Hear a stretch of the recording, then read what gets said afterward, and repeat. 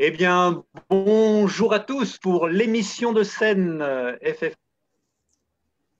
de théâtre. Donc aujourd'hui, comme tous les 15 jours, on accueille des lecteurs qui vont nous faire partager des textes, alors des textes théâtraux ou non théâtraux. Hein. Voilà, c'est très éclectique et nous ne sommes pas sectaires. Nous lisons aussi des textes qui ne sont pas des textes de théâtre. Toujours un peu compliqué de faire autre chose que des vidéos en ce moment pour être un petit peu présent par rapport à des spectateurs, spectateurs virtuels, comme nous sommes virtuels aujourd'hui. Donc, bien sûr, les salles de théâtre sont toujours fermées, mais ça, on n'espérait pas depuis la semaine dernière que ça réouvre.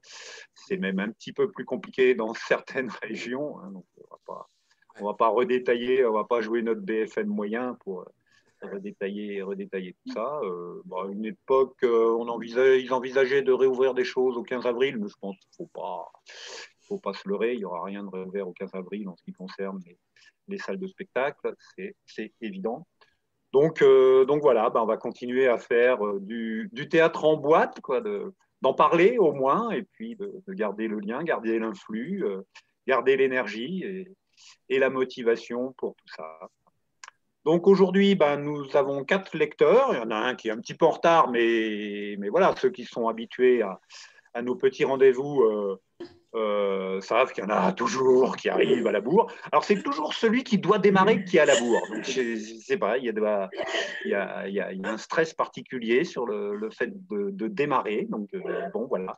Donc nous allons démarrer par la deuxième lectrice qui était prévue, donc qui est Fabienne, donc de la compagnie Artea, donc qui est dans le Loiret, qui se contacte depuis le Loiret, pays qui n'est pas confiné encore, mais Ça va pas Ça va tarder. venir voilà. Mais comme tout le tour est confiné, ça devient compliqué aussi, quoi, hein. pour en sortir. Donc, voilà, Fabienne, dis-nous ce que tu vas le texte que tu as choisi, le titre, Hmm. l'auteur, et puis voilà, Alors, la parole est à toi. c'est ce livre que j'ai découvert, c'est un pur hasard. Je suis allée chercher un bouquet de fleurs pour ma maman, donc fleuriste, et je vois des livres sur le côté. Je dis tiens, vous faites librairie? Et elle me dit non. Elle me dit la couverture, les roses qui sont sur la couverture, ce sont nos roses.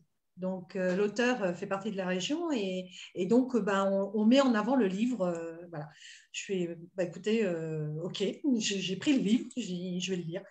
J'ai dû mettre 3 jours à le lire, tellement il était fascinant, passionnant. C'est Émilie Riget, elle est dans la région, ça s'appelle Les assiettes cassées, et c'est une correspondance. Donc, ce sont des lettres.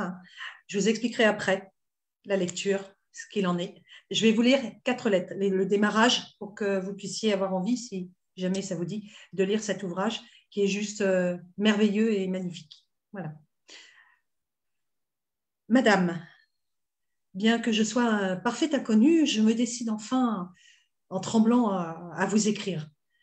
Tremblant, mais tellement fatigué de vivre sous vos yeux sans jamais pouvoir échanger un mot. Depuis une année entière maintenant, mes journées se déroulent devant vous, heure après heure. Peut-être les trouverez-vous ennuyeuses. Vous me regardez parfois, il me semble avec agacement. Vous ne dites rien, ne faites pas le moindre bruit. Pourtant, vous prenez davantage de place dans mes pensées que les êtres qui me cernent et envahissent mon quotidien. Au début, il s'agissait d'une contemplation purement esthétique et bien inoffensive. L'ovale de votre visage, les boucles de cheveux voltant sur vos tempes, la façon dont la lumière s'étiole sur vos iris avant de glisser sur vos pommettes, votre main cachée dans le cou, la ligne de vos épaules. Mais je m'égare. Les premiers jours, vous étiez accroché dans mon salon, sur le grand mur blanc qui forme un angle avec la baie vitrée. À la place d'honneur, pourrait-on dire. Le soir, je m'installais tranquillement sur le canapé et mon regard errait librement entre le jardin et vous. Fasciné, je me perdais dans votre visage comme on s'abandonne à la contemplation d'un aquarium ou d'un feu de cheminée. L'expérience avait quelque chose d'hypnotique. Mon entourage n'a rien compris à cet engouement. Leurs moqueries et leurs commentaires ont perturbé ma sérénité et brouillé mes ressentis. J'ai vite perdu patience. Alors je vous ai déplacé. Et depuis, vous êtes installé dans mon bureau. Dans mon antre, devrais-je dire. puisque je suis le seul à avoir le droit d'en franchir le seuil. Je me sens parfois un peu coupable de vous avoir ainsi privé de distraction. Mais dans ce refuge, je peux vous contempler en paix, et nous passons de longues heures les yeux dans les yeux. Ce dialogue silencieux m'a comblé pendant des mois. Ce n'est plus le cas à présent. J'aimerais connaître le son de votre voix, celui de votre rire, découvrir toutes vos coiffures et savoir. Enfin, si vos cheveux, une fois détachés, sont aussi longs que je l'imagine. Vos mains s'envolent-elles quand vous parlez, ou restent-elles sagement posées sur vos genoux? Vous arrive-t-il de pleurer, ou déguisez-vous toujours vos pensées à l'ombre de vos cils? Certains jours, je soupçonne de la peur face à ce qui vous attend. D'autres, je suis au contraire persuadée que vous ne redoutez rien et savez toujours de quelle façon agir et réagir. Vous paraissez à la fois si vulnérable et si forte. Tout ce que j'ai pu rêver dans vos yeux, j'aimerais tant pouvoir vous connaître dans la vie réelle, au lieu de m'écorcher sur mes chimères. Voudrez-vous me répondre? Aurais-je enfin la joie de vous entendre? Dans l'attente impatiente de vous lire. Nathan Miller. Monsieur Miller, j'ai longuement hésité à vous écrire tant votre lettre s'avère étrange. Je ne savais que trop quelle réponse lui donner, ni d'ailleurs s'il fallait en faire une. Je ne parviens pas à déterminer si votre irruption dans ma vie est menaçante ou merveilleusement poétique.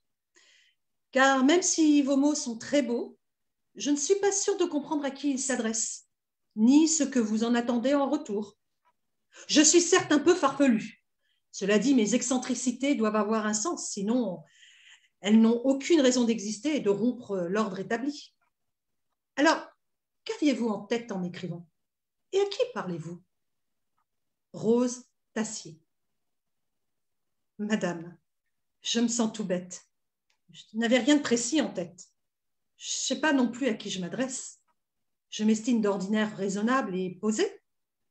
Pourtant, me voilà impuissant à expliquer pourquoi un jour j'ai eu cette pulsion incontrôlable de vous écrire. Mais j'ai lutté longtemps avant de m'abandonner. Je vous le promets. Ma lettre n'a effectivement aucun sens. Je comprends un peu tard tout le ridicule de ma démarche et ce qu'elle peut représenter d'inquiétant à vos yeux. Vos yeux, justement, sont peut-être ma seule défense. J'aime votre regard, ce qu'il exprime et ce qu'il cache. Finalement, si je réfléchis, ce qui me touche quand je vous contemple, ce sont mes pensées, mes rêveries. J'en suis seule responsable. Je vous présente mes excuses pour vous avoir importuné avec cette excentricité incapable de se justifier. En dehors de l'élan qui me pousse vers vous, sans que je puisse le retenir. L'instinct, peut-être. Mais ce qu'il dit me simule, je l'ignore. Encore pardon de vous avoir perturbé. Respectueusement, Nathan Miller. Monsieur Miller, ne rentrez donc pas dans votre coquille si vite. Vous n'êtes pas un escargot que je sache. L'instinct est un excellent guide, même si nous ignorons la plupart du temps quel chemin il tente d'ébaucher sous nos pas. Par curiosité, je serais tentée d'aller un peu plus loin, histoire de voir ce que cette pulsion puisse cacher. En écartant le côté inquiétant de votre apparition, je dois avouer, j'assume la contradiction. Mon plaisir à vous lire. Le choix de ces mots tracés à l'encre sur du papier épais. À l'heure du téléphone et d'Internet. C'est délicieusement désuet. On se croirait dans un roman de Jane Austen. Je reconnais toutefois avoir éprouvé une sacrée frayeur. J'ai cru à un voisin m'espionnant constamment derrière ses rideaux. Quelle horreur! Il m'a fallu arriver au moment de votre lettre où je me retrouve accrochée dans votre salon pour me rappeler cette vieille photo. Mon Dieu, quel âge avez-vous? Ce portrait date de presque 30 ans. L'ovale de mon visage s'est effondré. Ces pots de crème vendus une fortune aux femmes n'ont aucun effet. Ils débordent d'illusions. La lumière ne glisse plus sur mes pommettes. Elle s'accroche à toutes mes rides. Et la ligne de mes épaules, personne ne m'en a parlé depuis un siècle. Cette ligne s'affaissant comme le reste, j'aime autant ne plus évoquer de sujet. Cela dit, mes cheveux bouclent toujours. Pardonnez la répétition, mais enfin, quel âge avez-vous pour passer des heures plongées dans la contemplation d'une photo? Vous n'avez rien d'autre à faire? C'est peut-être là qu'il faut chercher l'origine de cette pulsion, pas chez moi. Quant au dialogue, oubliez. Enfermé depuis 1 an sans voir personne, sauf vous, c'est tout net. Hein. Soit j'ai sombré dans une folie proche d'un état catatonique, soit je suis terriblement en colère, et là, je boude. Bon, d'habitude, quand je suis en colère, je casse de la vaisselle. Là, bien sûr, je ne peux pas. Dans tous les cas, vous êtes en plein monologue. Alors, oubliez ça et sortez prendre l'air. Vous pouvez aussi me changer de paysage. Je ne serai pas contre. Mais n'allez pas vous promener dans les rues avec moi sur le dos. Hein. La photo originale, si je me souviens bien, est d'un assez grand format. Vous risqueriez d'attirer des regards. Clarifions les choses. La jeune femme devant laquelle vous rêvassez n'existe plus. Vous vous adressez à une inconnue détachée de cette esquisse par 30 années d'expérience. Pourtant, votre lettre a fait revivre tant de souvenirs. Le jour où Philippe a pris cette photo, j'étais en train de surveiller mes enfants jouant sur la plage. Mes yeux étaient fixés sur eux, quoique peu distraitement, je l'avoue. Une mère ne fait jamais que surveiller ses enfants. Je devais être perdue dans mes pensées. J'imagine, comme je le suis toujours. Voilà, au moins une chose immuable, c'est peut-être cela l'ombre de mes cils. Quel poète vous êtes.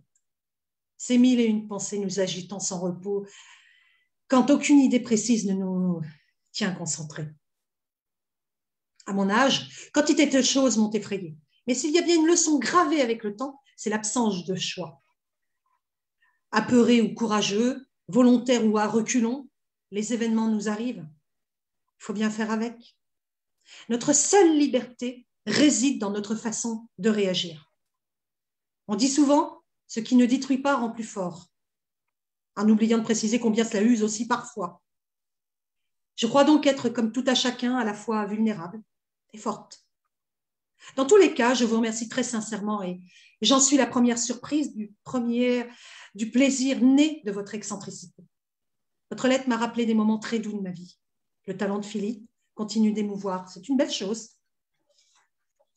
N'est-ce pas la marque d'une véritable œuvre d'art, cette dimension intemporelle? J'espère avoir répondu à votre attente, mais de grâce, remuez-vous et ne restez pas plantés devant cette photo toute la sainte journée. Le temps passe si vite et il y a tant de choses à vivre. Je m'en voudrais de vous avoir retenu prisonnier entre ces 4 murs. Gardez-moi un petit regard par jour, ça me suffira amplement. Et sortez vivre votre vie, je vous en prie. Il résonne dans certains de vos mots une telle solitude. Amicalement, Rose Tassier. PS, à l'époque, mes cheveux tombaient jusqu'aux fesses. Maintenant, je suis à peine plus raisonnable, sauf qu'ils sont blancs comme neige.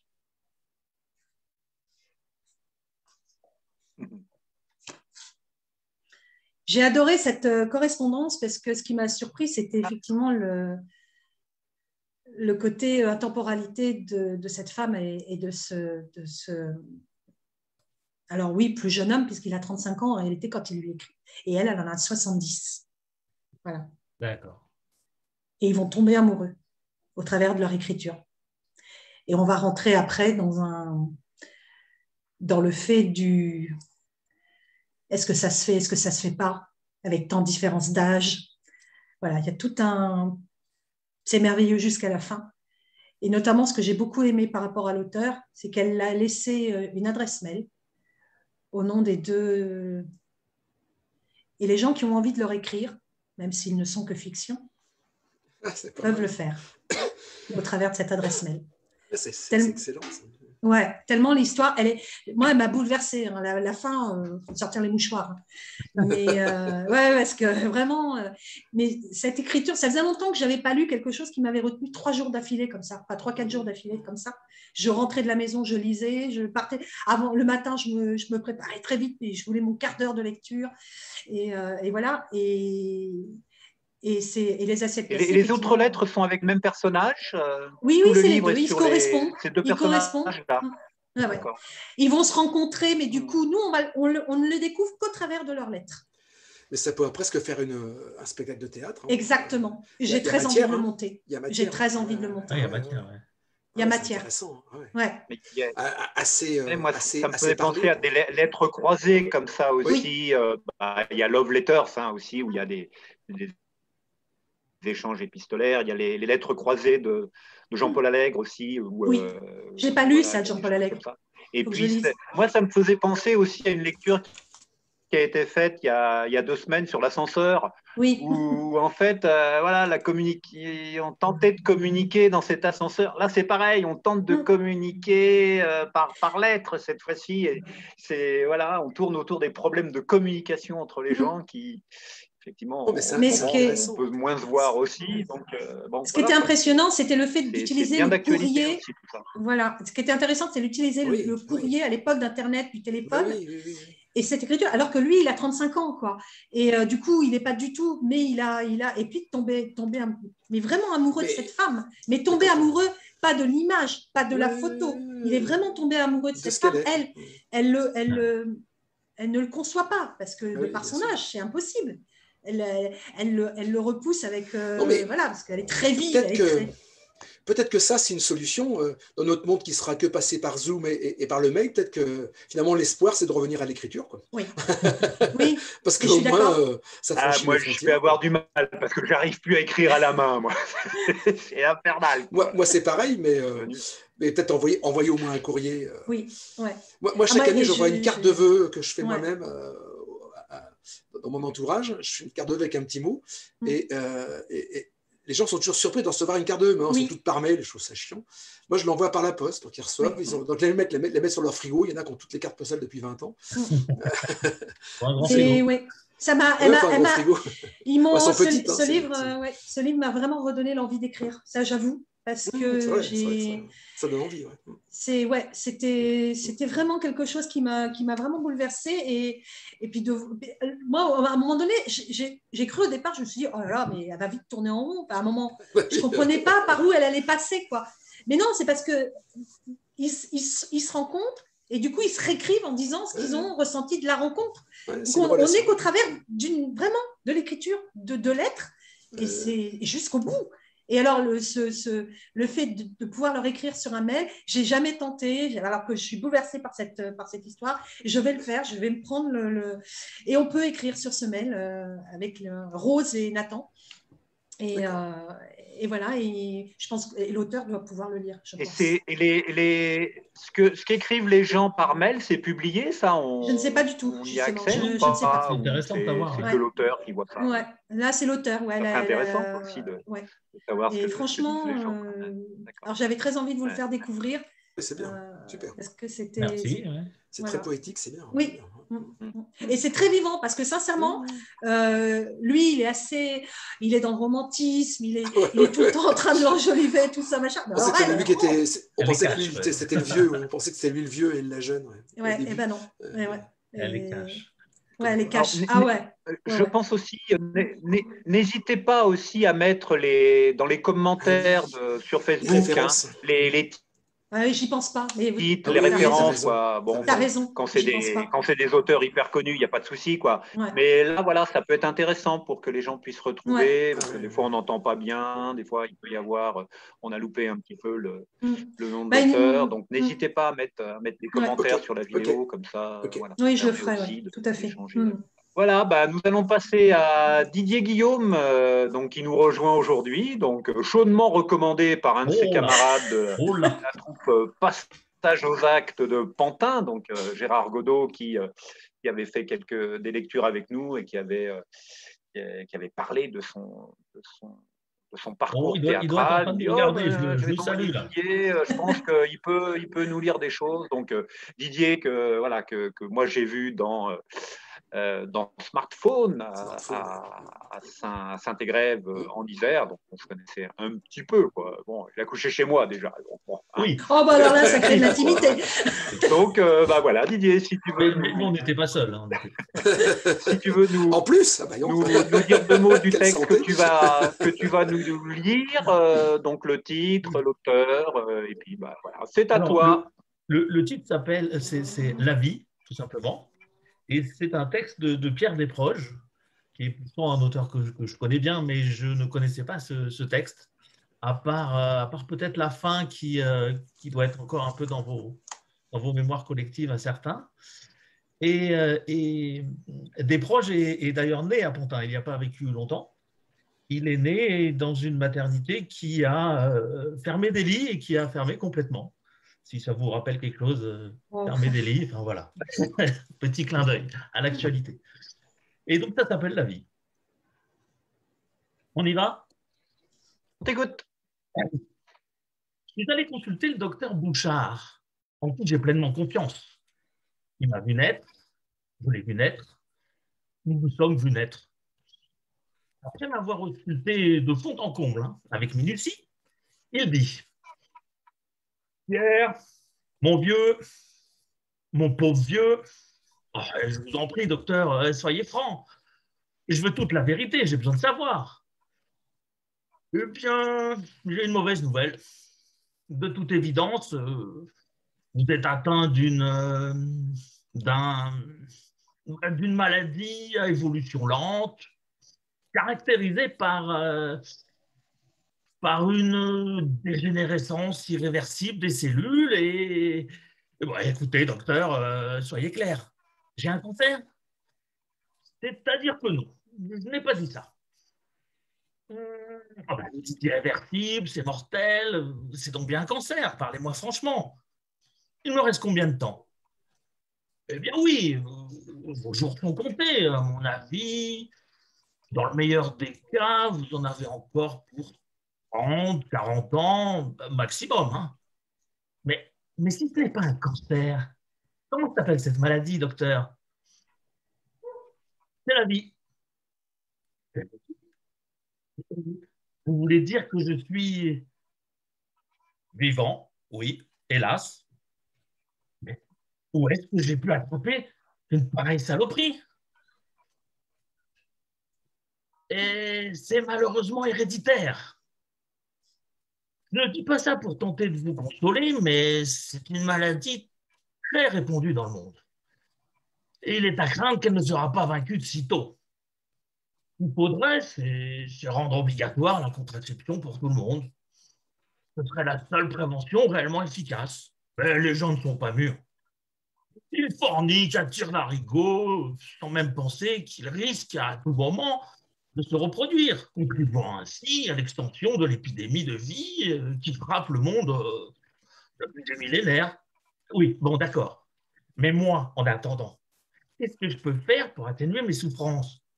J'ai mal, docteur, j'ai mal. Avant l'issue fatale, qui devrait se situer vers la fin de ce siècle, hein, si tout va bien, vos troubles physiques et mentaux iront en s'aggravant de façon inéluctable. En ce qui concerne les premiers, il n'y a pas grand-chose à faire. Vous allez vous racornir, vous vous rétrécir, vous coincer, vous durcir, vous flétrir, vous mollir. Vous allez perdre vos dents, vos cheveux, vos yeux, vos oreilles, votre voix, vos muscles, vos parents, votre prostate, vos lunettes, etc. Normalement, de très nombreuses personnes parviennent cependant à supporter, et c'est bien la vie, hein. Il s'agit pour oublier. C'est ainsi que certains sont champions de course à pied, président de la République, alcooliques, cœur de l'armée rouge. Autant d'occupations qui débouchent évidemment sur rien d'autre qu'à la mort, mais qui peuvent apporter chez le malade une euphorie passagère ou même chez les imbéciles une euphorie permanente. Vous n'avez pas une autre médication à me suggérer, docteur? Oh, il y a bien la religion.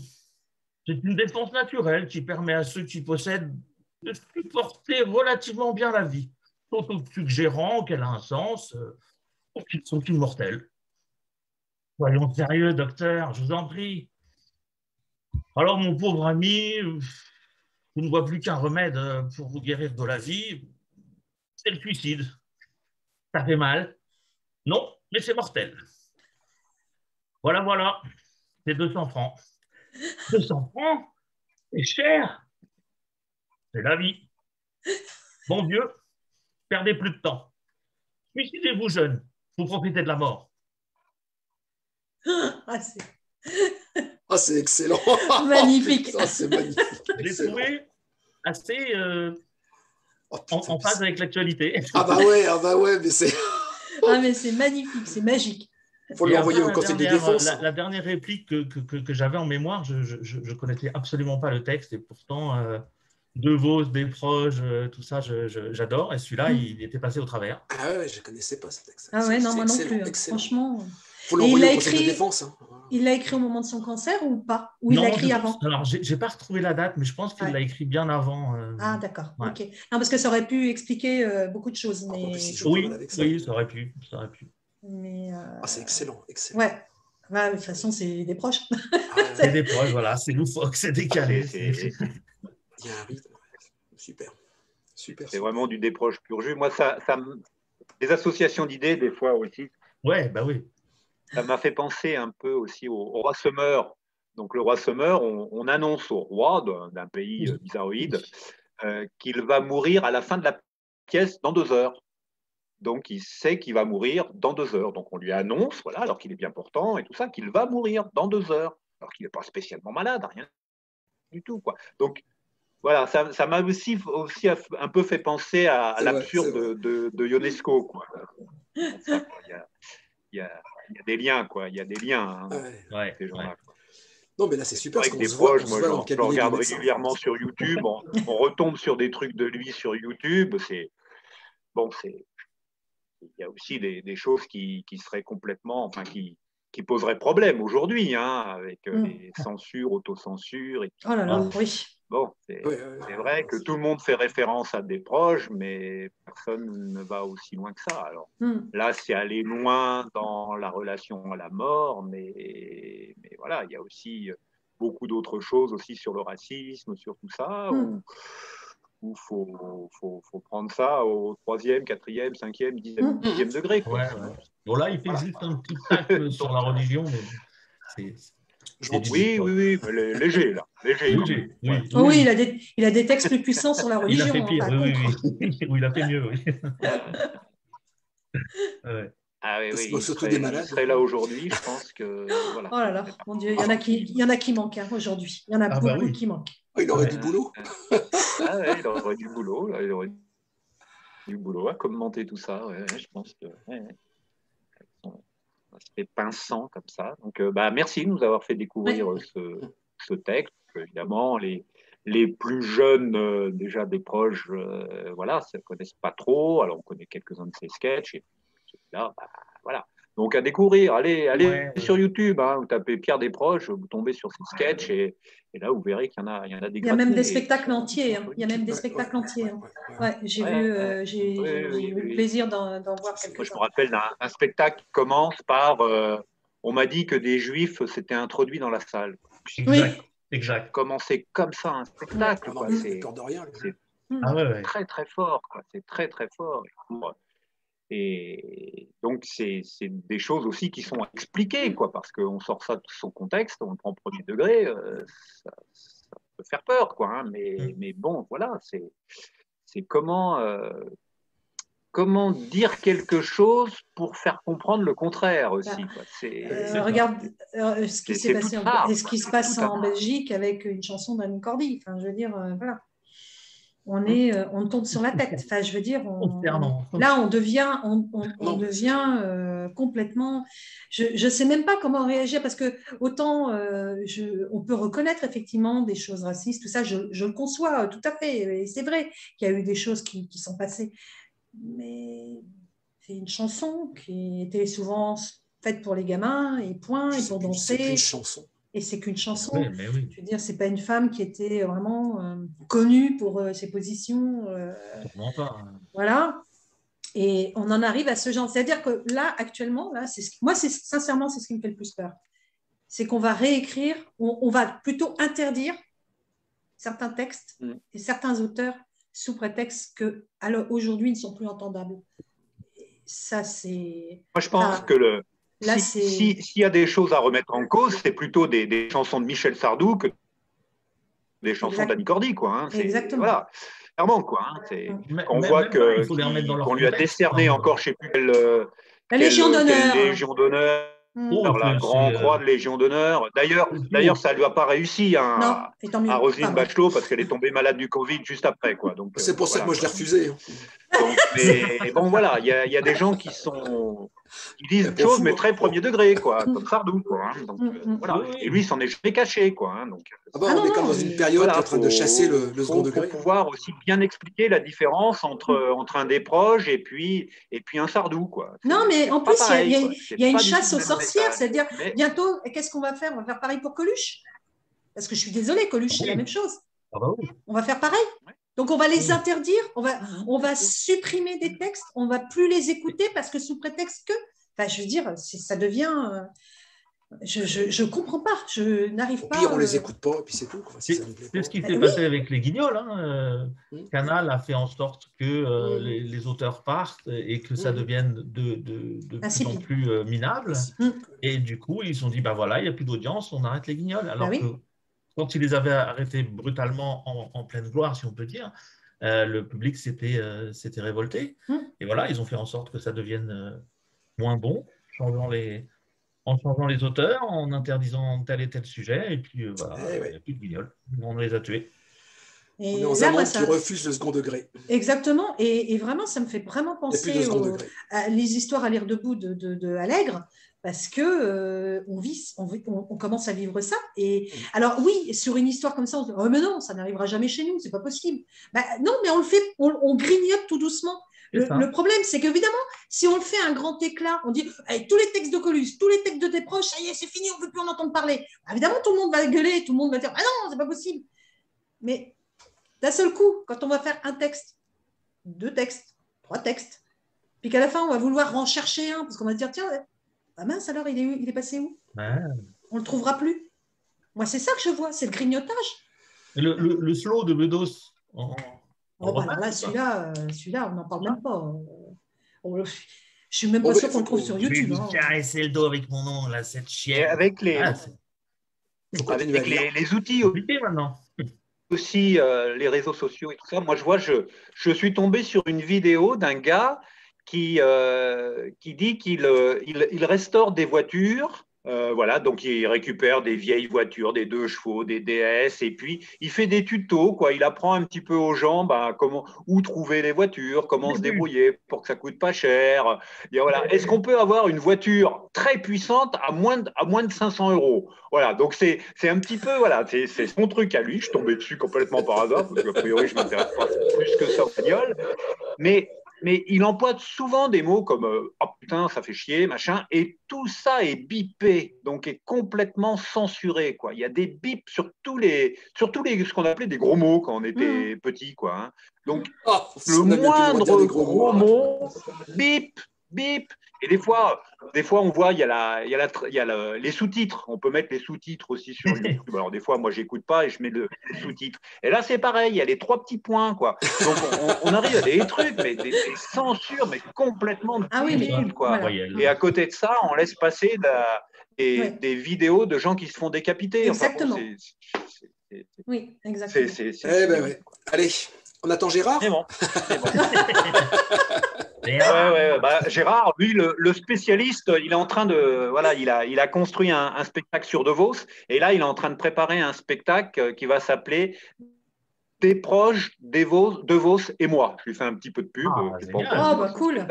Mais voilà, où il reprend des textes de Vos, de Des proches, et lui aussi, il écrit un petit peu dans cette veine-là. Voilà, donc il y a des choses qu'il est en train de préparer. Bon, on lui fait de la pub, il n'est pas là, tant pis pour lui. Il sera là dans 15 jours. Il est en embêté déjà. Il doit avoir un souci pour se connecter. On va passer au suivant, finalement. Ouais. Donc, il y a Pascal Bouchard, donc, du Théâtre à Rive de Rive dans l'Isère. Donc, nous, là, on est vraiment voisins. Enfin, voisins, n'exagérons pas. Hein. Il n'est pas dans la pièce d'à côté. Par rapport à Pantin et à Orléans. Oui, mais moi, je suis venu coucher, moi. Hein. Ah oui, ça, c'est sûr. Ça, c'est sûr. Ouais. On attend que Fabien en parle, mais bon, pour l'instant… J'attends les invitations. Hein. Ok. Pascal, on t'écoute. Quel texte vas-tu nous faire partager? Alors, ça, je vais donner que le titre et puis j'en dirai plus après. Hein. Ça s'appelle « Chasseur au pluriel de vieux ». Roberto Saggini, administrateur d'une petite fabrique de papier, 46 ans, les cheveux gris, bel homme, arrêta son auto à quelques pas d'un bar tabac encore ouvert. On ne sait pas trop par quelle chance. Il était 2h du matin. « 1 minute, je reviens tout de suite », dit-il à la jeune femme assise à côté près de lui. C'était un beau brin de fille à la lumière des réverbères au néon son, rouge à lèvres se détachait comme une fleur épanouie. Devant le tabac, plusieurs voitures étaient garées. Il a voulu s'arrêter un peu plus loin. C'était un soir de mai, l'air printanier était tiède et vif à la fois, toutes les rues étaient désertes. Il entra au bar, acheta ses cigarettes, et comme il était sur le pas de la porte et s'apprêtait à rejoindre sa voiture, un appel sinistre résonna. Est-ce qu'il venait de la maison d'en face? D'une rue latérale? Ou bien ces créatures surgissaient-elles de l'asphalte? 2, 3, 5, 7 silhouettes rapides fondirent concentriquement en direction de la voiture. « Allez, tombez-lui dessus !» Et là-dessus, un coup de sifflet prolongé, modulé, la fanfare de guerre de ces jeunes canailles. Aux heures les plus imprévues de la nuit, ce signal tirait de leur sommeil des quartiers entiers, et les gens, frissonnants, se pelotonnaient encore plus dans leur lit en priant Dieu pour le malheureux dont le lynchage commençait. Roberto mesura le danger. C'était à lui qu'ils en avaient. On vivait une époque où les hommes de plus de 40 ans y réfléchissaient à 2 fois avant d'aller se promener en plein milieu de la nuit. Après 40 ans, on est vieux. Et les nouvelles générations éprouvaient un total mépris pour les vieux. Un sombre ressentiment dressait les petits-fils contre les grands-pères, les fils contre les pères. Et ce n'est pas tout. Il s'était créé des espèces de clubs, d'associations, de sectes, dominés par une haine sauvage envers les vieilles générations, comme si celles-ci étaient responsables de leur mécontentement, de leur mélancolie, de leur désillusion, de leur malheur qui sont le propre de la jeunesse depuis que le monde est monde. Et la nuit, des bandes de jeunes se déchaînaient, surtout en banlieue, et pour chasser les vieux. Et quand il parvenait à en attraper un, il le bourrait de coups de poing, il lui arrachait ses vêtements, le fouettait, le peinturait de vernis, et puis il l'abandonnait ligoté à un arbre ou à un réverbère. Dans certains cas, tout à la frénésie de leur rite brutal, il dépassait la mesure. Et à l'aube, on trouvait au milieu de la rue des cadavres méconnaissables et souillés. Le problème des jeunes. Cet éternel tourment qui, depuis des millénaires, s'était résolu sans drame de père en fils, explosait finalement.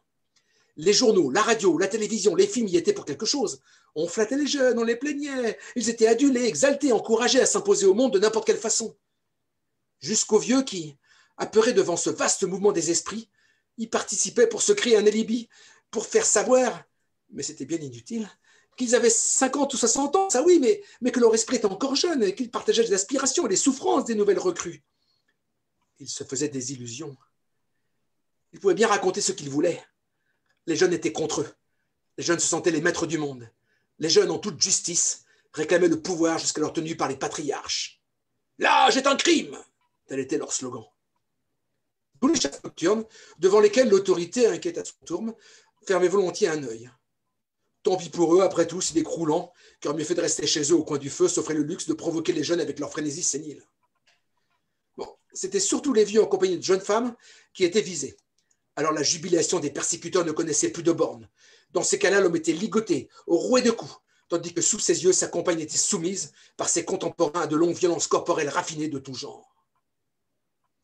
Roberto Saggini mesura le danger. Il se dit, je n'ai pas le temps d'arriver jusqu'à l'auto, mais je peux me réfugier au bar. Ces petits salauds n'oseront pas y rentrer. Elle, au contraire, elle leur attend de fuir. « Sylvia, Sylvia !» cria-t-il. « Démarre, dépêche-toi, vite, vite, vite !» Heureusement, la fille comprit. D'un coup de hanche rapide, elle se glissa devant le volant, mit le contact, passa en première et démarra à toute allure en emballant le moteur. L'homme eut un soupir de soulagement. Maintenant, il devait penser à lui. Il se retourna pour trouver son salut dans le bar. Mais au même instant, le rideau de fer fut baissé d'un seul coup. « Ouvrez, ouvrez !» supplia-t-il. Personne ne répondit de l'intérieur. Comme toujours, quand un raid de jeunes se déclenchait, ils restaient tous tapis dans leur coin. Personne ne voulait voir ou savoir, personne ne voulait s'en mêler. Il n'y avait plus un instant à perdre. Bien éclairé par des réverbères puissants, 7, 8 types convergeaient vers lui sans même courir, tant ils étaient certains de l'attraper. L'un d'eux, grand, pâle, le crâne rasé, portait un tricot rouge foncé où se détachait un grand R majuscule blanc. « Oh, je suis fichu, » dit Saggini. Les journaux parlaient de ce verre depuis des mois. C'était le signe de Sergio Reggiora, le chef de bande le plus cruel qui soit. On racontait qu'il avait personnellement réglé leur compte à plus de 50 vieux. La seule chose à faire était de se risquer. À fond, au fond de la petite rue, s'ouvrait une large place où était installée une fête foraine. Le tout était de réussir à y arriver sans encombre. Après, dans le fouillis des boutiques, des caravanes, ça serait facile de se cacher. Il partit à fond de train. Il était encore un homme agile, et il vit du coin de l'œil une gamine courtaute qui débouchait sur sa droite pour lui couper le chemin. Elle aussi portait un pull au vert avec le R blanc. Elle avait un visage renfrogné, extrêmement déplaisant, et une bouche large qui criait « Arrête-toi, le cochon !» Sa main droite serrait une lourde cravache de cuir. La cabine tomba dessus. Mais l'homme, porté par son élan, la renversa. Et elle se retrouva par terre avant d'avoir eu le temps de se frayer, de le frapper. S'étant ainsi frayé un chemin, Sagini, tout avec le souffle qui lui restait, s'élança vers l'espace sombre. Un grillage entourait l'endroit de la fête foraine. Il le franchit d'un bond, courut là où les ténèbres lui semblaient le plus épaisses. Et les autres toujours derrière lui. « Ah, il veut nous échapper, le salaud !» s'écria Sergio Reggiora, qui ne se pressait pas outre mesure, convaincu de tenir déjà sa proie. « Et il ose nous résister par-dessus le marché !» Sa bande galopait à côté de lui. « Oh, chef, écoute, je voudrais te dire quelque chose. » Ils étaient arrivés devant la foire, ils s'arrêtèrent. « Et t'as besoin de me dire ça maintenant ? Je voudrais bien me tromper, mais j'ai l'impression que ce type-là, là, c'est mon paternel. »« Ton père, ce salaud ?» Ouais, on dirait bien que c'est lui. »« Eh bien, tant mieux. »« Ah, mais tu vas pas le ramener maintenant, non ?»« C'est que ça me paraît... Quoi, tu l'aimes ? » ?»« Non, c'est alors, c'est un tel imbécile. Et puis un enquiquineur de première, il n'a jamais fini. »« Et alors ? » Ça me fait tout de même quelque chose, quoi, si tu veux savoir. »« T'es qu'une andouille, un froussard, une lavette, t'as pas honte ? Le coup, c'est encore jamais produit avec mon père, mais je te jure, ça me ferait jouir. Hein. Allez, maintenant, c'est pas tout. Faut le faire sortir de là. » Le cœur battant, essoufflé par sa course, Sagini s'était camouflé en se faisant le plus petit possible devant une grande banne, peut-être celle d'un cire complètement dans l'ombre, tâchant de se fondre sous les pans de la toile. À côté, à 5-6 mètres, il y avait une roulotte de Romanichel avec sa petite fenêtre allumée. L'air fut déchiré par un nouveau coup de sifflet des jeunes voyous. Dans la roulotte, on entendit un remue-ménage. Puis, une grosse femme opulente et très belle se montra sur le pas de la petite porte curieuse. « Madame, balbutia Sagini de sa cachette incertaine. »« Qui a-t-il » fit-elle méfiante. « Je vous en supplie, laissez-moi entrer, je suis poursuivi. Ils veulent me tuer. »« Ah non, on ne veut pas d'embêtement ici. Hein. »« Mais 20 000 livres pour vous si vous me laissez entrer. »« Quoi ? 20 000 livres ? Ah non, ici on est des gens honnêtes, nous autres. Hein. » Et elle se retira, enferma la porte, entendit le bruit du verrou intérieur, et puis même la lumière s'éteignit. Silence. Pas une voix, pas un bruit de pas. Est-ce que la bande aurait renoncé ? Une horloge lointaine sonna le quart des 2 heures. Une horloge lointaine sonna la demi des 2 heures. Une horloge lointaine sonna les 3/4 des 2 heures. Lentement, attentif à ne pas faire de bruit, Sagini se releva. Maintenant, peut-être il allait pouvoir se tirer de là. Soudainement, un de ses maudits lui tomba dessus et leva la main droite en disant une chose qu'on ne distinguait pas bien. Sagini, en un éclair, se souvint qu'il lui avait dit à un ami bien des années auparavant. Si quelqu'un cherche la bagarre, il suffit d'un coup de poing au menton, mais l'important est de bondir de toutes ses forces, au même moment, en sorte que ce n'est pas seulement le poing, mais tout le poids du corps qui frappe l'agresseur. Sagini se détendit, tandis que son poing rencontrait quelque chose de dur avec un sourd craquement. Ah ! Gémit l'autre, s'affaissant lourdement sur le dos. Dans le village contracté et douloureux qui se renversa en arrière, Sagini reconnut son fils. « Toi ? Ettoré ?»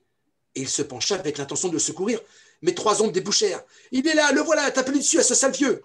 Il s'enfuit comme un fou, bondissant d'une zone d'ombre à une autre, talonné par le halètement des chasseurs, toujours plus furieux et plus proches. Tout à coup, un objet en métal heurta sa joue, provoquant une atroce douleur. Il fit un écart désespéré, chercha une voie d'échappement.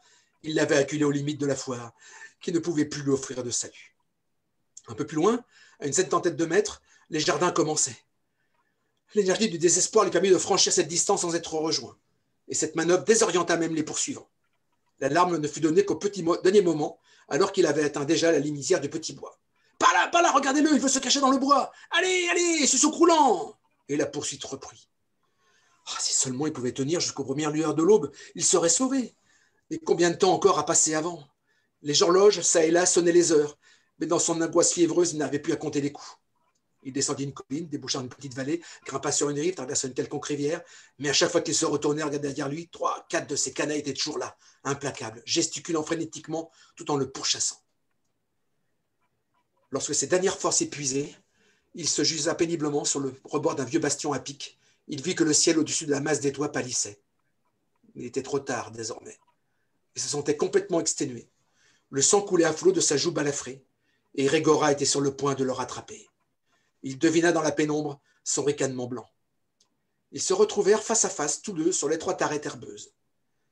Régora n'eut même pas à le frapper. Pour l'éviter, Sagini fit un pas en arrière, ne trouva que le vide et tomba, roulant sur le versant à pic tout en pierre et en ronces. On entendit un bruit mou, puis un gémissement déchirant. Il n'y a pas laissé sa peau, mais il a donné une bonne leçon, dit Régora. Maintenant, il vaut mieux foutre le camp, on ne sait jamais avec les flics. Et ils s'en allèrent par petits groupes en commentant leur chasse en se tordant de rire. Mais elle avait duré longtemps cette fois. Aucun vieux ne leur avait donné autant de fil à retordre. Eux aussi se sentaient fatigués. Qui peut savoir pourquoi, mais ils étaient très las. Le petit groupe se disloqua. Régora partit d'un côté avec la gamine. Ils arrivèrent à une place illuminée. « Qu'est-ce que t'as sur la tête » demanda-t-elle. « Et toi ? Toi aussi ?» Ils s'approchèrent l'un de l'autre, s'examinant réciproquement. « Mon Dieu, mais tu en as d'une figure. Mais tout ce blanc sur tes cheveux. Mais toi aussi, tu as une tête épouvantable. » Une inquiétude soudaine. Cela n'était jamais arrivé encore à Régora. Il s'approcha d'une vitrine pour se regarder.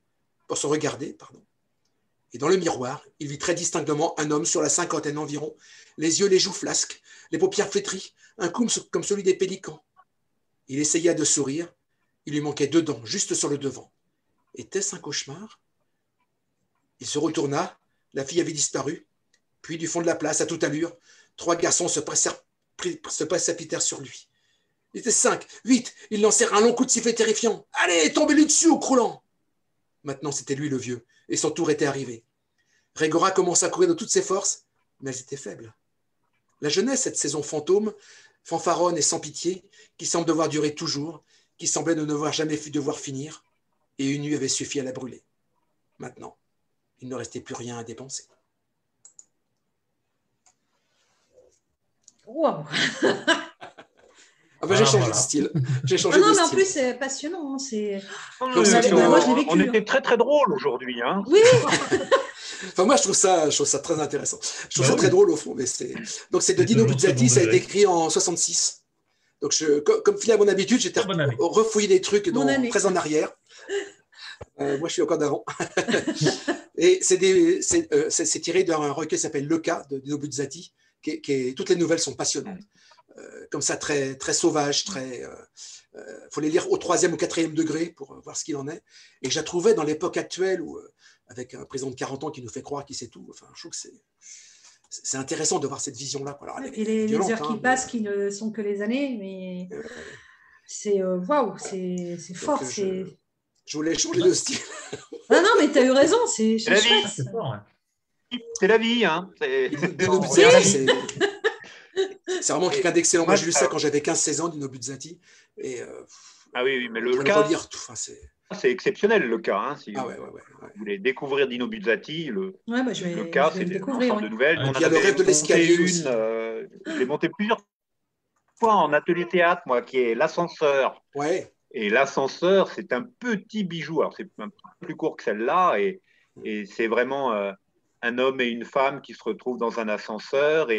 Et l'homme, voilà, il la rencontre tous les jours et il essaye de la draguer un petit peu, mais il n'ose pas et tout. Et puis l'ascenseur, voilà, je vous laisse découvrir cette nouvelle-là, mais l'ascenseur, mais elles sont toutes, toutes les nouvelles va s'enfoncer dans les profondeurs de la terre et finalement la fille va avoir peur, donc va se rapprocher du gars. Il y a une histoire de diable aussi qui intervient, qui est le 3e personnage, et puis elle dit finalement oui, je veux bien être un petit peu avec toi, oui, t'es pas si mal finalement. Puis l'ascenseur va remonter. Et puis alors là, elle va dire, mais monsieur, mais laissez-moi tranquille. Donc voilà, l'urgence part, donc la relation change. Donc c'est aussi très... c'est dur. Pour resituer la nouvelle, parce que c'est important, je pense à vous le dire. Comme il s'appelle, Buzzati l'a écrit encore dans l'ambiance de la période noire d'Italie où l'extrême gauche était vraiment combattue. Il y avait des attentats de partout. C'était horrible, quoi. Donc il a fait en cet esprit-là aussi. À la fois très anarchiste en même temps. Moi, ça m'a fait penser à Orange Mécanique aussi, au film Orange Mécanique de Stanley Kubrick. C'est vraiment une ambiance de ce style-là. D'ailleurs, Dino Buzzati a été sacrément emmerdé par les pouvoirs en place successifs, alors que c'est que de la littérature. Quoi. Oui, encore une fois, c'est de l'écriture. L'écriture est puissante. L'écriture est puissante. Voilà, quoi, c'est aussi... Voilà, donc... La prochaine fois sera plus rigolo. Et tous ces textes-là d'auteurs étrangers, aussi, on dit c'est super bien écrit aussi, et il faut reconnaître que c'est super bien traduit aussi, parce que il y a le fait de l'avoir en langue originale, et puis de se dire c'est quand même beau aussi en français, quoi. Donc le traducteur, l'adaptateur, voilà, on n'en parle pas souvent, et c'est vrai que dans les textes de théâtre, on parle pas souvent des adaptateurs. On joue Tchekhov, qui l'a écrit, qui l'a traduit en français, par exemple. Oui, c'est vrai. Shakespeare, pareil, quoi. Voilà. Et donc c'est vrai que les adaptateurs sont importants, et je trouve qu'ils ne sont pas assez reconnus. On les met. Ce que je trouve intéressant dans cette nouvelle, c'est la dynamique de l'écriture, quoi. On voit les accélérations, ça se repose et ça repart, et on voit le mec qui cavale. Oui. Ah ben moi je l'ai vécu. Bien le dire. Super. C'est ce que je voulais donner, mais du coup je me suis un peu emballé par moment. Voilà, exactement. Très bon rendu. On voit toute la scène, on voit vraiment cette poursuite, on voit cette angoisse. Mais Buzzati est très fort pour ça. Quand on lit, on voit les choses. C'est très imagé. Enfin, pour une écriture assez ancienne, 60, années 60, c'est quand même très fort. Belle découverte. C'est encore. Bon, on a plombé l'ambiance. Bien moderne. J'avais hésité à faire chaque fois Jeudi prochain, ce sera un tuto sur l'aéromodélisme. C'est ça. J'avais hésité avec un truc très marrant, mais j'ai pas. Mais tu vas nous parler de t'envoyer en l'air et tout, et ça va être banni, ça. Attention. Mais bon, voilà, donc le racisme anti-vieux, anti-jeune, anti-tout, quoi. Donc voilà, tout est bon pour finalement ne pas accepter la différence. Et puis finalement, on est toujours le différent pour quelqu'un, quoi. C'est ça que c'est la morale aussi, c'est de se dire, voilà, moi je critique tout le monde, mais finalement, je peux être critiquable aussi, à tort ou à raison, quoi. Finalement, c'est bête, quoi. Des fois, c'est bête comme chose. J'ai vu une émission il n'y a pas longtemps. Très bête, si ça vous intéresse, c'est un type qui est sur YouTube qui s'appelle le Black Coach. Je prononce bien parce que c'est un type qui a une voix, mais alors juste de cinéma des années 50. Hein. C'est un Gabin en puissance, un Ventura en puissance, voilà. Et donc, il fait des vidéos parce que lui, il déteste un peu le côté white coach, où effectivement, on prône, quand par exemple, on prend de l'âge, on dit, oh là là, je prends de l'âge, je suis déprimé, machin. Ah mais non, mais l'âge, c'est que dans la tête. Bon, lui, il déteste ça, voilà. Donc, il prend le contre-pied et il fait des vidéos, effectivement, en expliquant que... Et il a cette façon cinématographique, parce qu'il est fait en noir et blanc, donc je vous assure, vraiment, ces vidéos valent le coup. Et notamment, là, il a fait une vidéo sur la critique. Comment on critique? Qu'est-ce qu'on critique? Comment on reçoit la critique? Comment on peut... Voilà. Et franchement, c'est très intéressant parce que... comme il dit, oui, tout le monde dit, ah, mais je m'en fous des autres, je m'en fous de ce qu'on peut dire sur moi. Moi, je sais ce que je fais. Moi, je suis. Voilà. C'est faux. C'est faux. On est toujours à l'affût de savoir ce qu'on peut penser. Et évidemment, la mesure de la critique, c'est-à-dire, soit on est bien dans sa peau et on est sûr de soi. Alors, évidemment, quand on dit, dis-moi, on va dire que j'ai une sale gueule. Oui, je sais que je ne suis pas un beau mec, donc voilà, ça ne me touche pas. Par contre, je vais faire quelque chose d'exceptionnel. Enfin, je vais y mettre mes tripes, je vais travailler dessus pendant des heures et des heures. Et là, au final, on va me dire, c'est de la merde ton truc. Ça va me toucher. Voilà. Il met bien en exergue ces choses-là. Et je vous assure, il a fait plein de sujets. Hein, vraiment, regardez-le, c'est le Black Coach sur YouTube. Et vraiment, en plus, il a une dynamique au niveau de ses vidéos. C'est impressionnant. Et enfin, il remet à leur place des choses qu'on pense tous, mais qu'on n'ose plus dire, parce que tu comprends, c'est pas dans l'air du temps. Et le mec, je vous assure, il a une voix, mais vraiment... Ça me fait aussi penser à ce qu'on peut vivre, nous, dans nos troupes de théâtre amateur, hein, quand on va participer à des rencontres, des festivals, etc., où les choses sont dites sur les autres, et c'est toujours un peu compliqué de critiquer les spectacles de théâtre des autres troupes, quoi. Et ça se fait quand même beaucoup dans le monde amateur, et c'est vrai qu'il y a des fois une bienveillance qui n'est pas forcément là, quoi, ou considérer que ce qu'on fait, c'est forcément des beaux textes, c'est forcément meilleur que d'autres qui font oui, mais eux, ils cherchent uniquement à faire rire. Enfin, voilà, et donc il y a aussi ce manque de tolérance qu'on voit aussi, nous, dans notre passion qui est le théâtre amateur, quoi. Donc, c'est vrai que, voilà, on le vit de très près, et pas simplement par les faits divers et les réseaux sociaux. Ah non. Et c'est pour ça qu'il expliquait bien la critique, que c'est très, très difficile.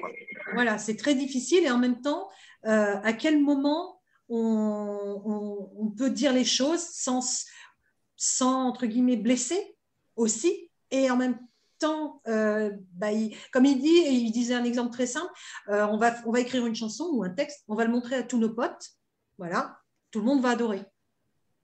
Bon. Et on va l'envoyer à un éditeur. Et là, l'éditeur, repasser derrière, non, on n'en veut pas de votre truc. Pourquoi? Qu'est-ce qui fait que? Voilà. Donc, il y a plein de choses où, effectivement, l'honnêteté, oui, mais jusqu'à quel point, franchement, c'est très intéressant. C'est compliqué parce que des fois, dire vraiment ce qu'on pense, ça peut aider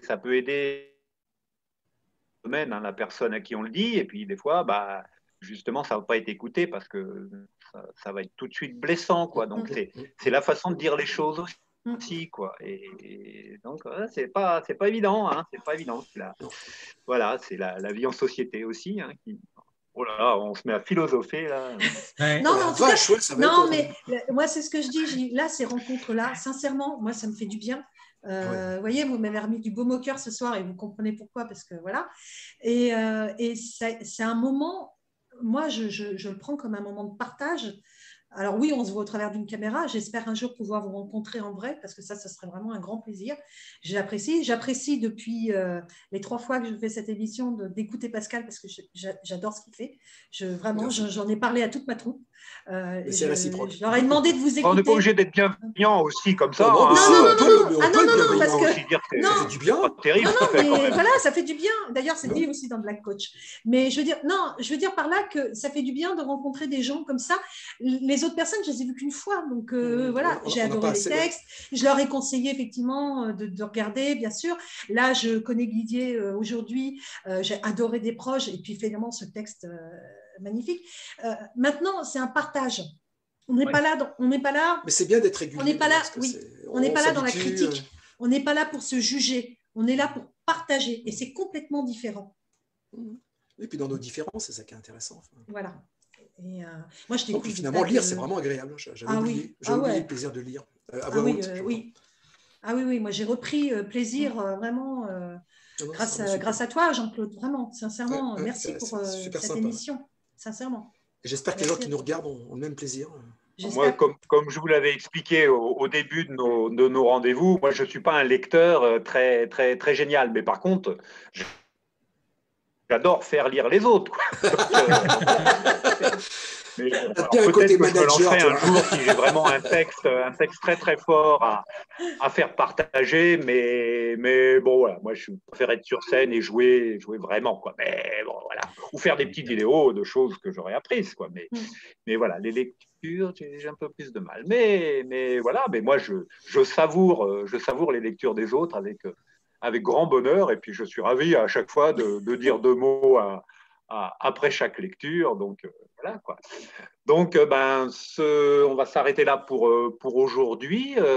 Donc rendez-vous dans 15 jours pour une nouvelle spéciale lecture. Donc on va essayer de tenir ce rythme d'un jeudi tous les 15 jours avec les mêmes lecteurs, avec d'autres, voilà, avec un réseau qui se constitue, un réseau de lecteurs qui se constitue, des textes plus ou moins longs. Voilà, des fois, il y a des là, tu as vu, j'ai fait plus long, là, cette fois-ci. Il y en a des plus longs, comme aujourd'hui. Ouais, non, mais voilà, donc c'est très bien. Non, mais après, moi, je construis le programme en fonction de ça aussi, hein, pour pas avoir 5 trucs qui durent 3 quarts d'heure. C'est sûr que ça ferait un petit peu long, mais là, voilà, on est dans les bons créneaux. Donc voilà, s'il y en a qui nous écoutent et qui nous regardent là, qui ont envie de nous rejoindre, c'est vraiment ouvert à tous, quoi. Donc n'hésitez pas à nous contacter par Je pousse mes comédiennes pour ça. email de FFTA qui traîne partout. Donc, vous pouvez mettre des commentaires, vous pouvez y aller, quoi, hein.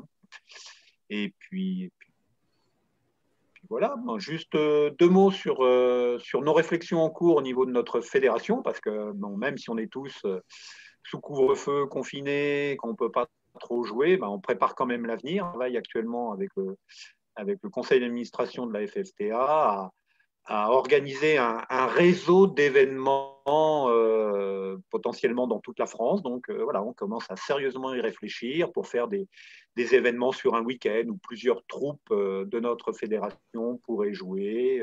Voilà, donc on va s'accueillir les uns les autres comme ça. Donc voilà, donc ça se prépare. Donc suivez un petit peu ce qu'on va pouvoir mettre sur le site FFTA. On va commencer à parler de choses. Donc voilà.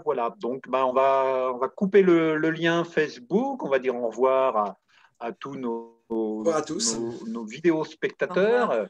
Et puis, on reste 3 minutes encore ensemble, là, les lecteurs, pour débriefer sérieusement, pour vraiment dire du mal, quoi, maintenant. Hein, parce que bon, ça. Donc, merci à tous. Et puis, la semaine prochaine, on va voir. Pour l'instant, j'ai pas d'invité pour nous parler de son parcours théâtral. Donc, si quelqu'un veut venir aussi parler de son historique théâtral, comment il a démarré le théâtre, comment ça s'est construit, tout ça. Oui, le jeudi dernier, on avait un jeune comédien, donc il y a 26 ans, je crois, qui nous a parlé de son parcours, lui, qui est relativement récent. Il avait fait un conservatoire régional, il était intermittent. Donc moi, je vous encourage aussi à aller voir cette vidéo. C'est prévu. Donc soit sur Facebook, soit sur Réseau Théâ ou sur YouTube. Vous avez le choix. Vous avez le choix de votre réseau social. Et justement, il parle de son expérience actuelle, de l'intermittence, de comment ça se passe pour lui, pour sa troupe. Voilà, des difficultés forcément actuelles, quoi. Voilà, mais pas que, mais aussi des visions d'avenir, quoi, parce qu'il faut rester positif aussi. Donc voilà, merci à tous, et puis à la prochaine, et puis on reste les lecteurs.